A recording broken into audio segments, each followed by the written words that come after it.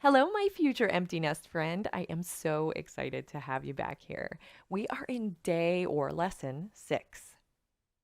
This is so much fun, isn't it? I mean, have you grasped yet that you can deeply explore any option for your future? It's almost like when you plan a vacation a few months or a year ahead of time. You have all that prep time to imagine what it will be like. And you probably go into some deep details, right? I don't know about you, but sometimes on my vacation, I like that almost as much as the moment I leave for vacation. So, anyway, so far in this program, you have begun dreaming, you have wrote it down, you have circled one thing, you've imagined that thing in detail and asked yourself how you got there. Now you get to ask yourself a very important question, or actually two questions. If you love it and if you want it. If your answer is already clearly no, I don't love it, I don't want it, I still want you to take the time to write down the why to both of those questions today. This will allow you to notice similarities for other future self possibilities. So save the page and use it for reference. And this is what I'm talking about.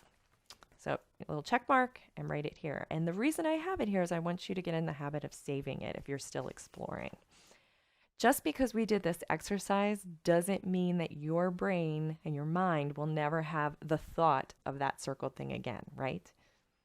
You know how our minds work. So if you reflect on these pages, you will have started a pathway in your mind to remember the whys. And you may consider down the line if anything has changed to make you reconsider this possibility.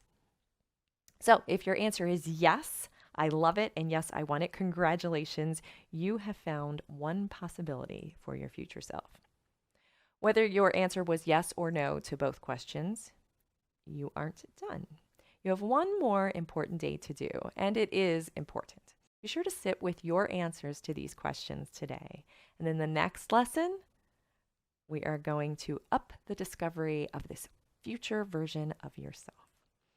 Don't skip the next lesson. You are not done today.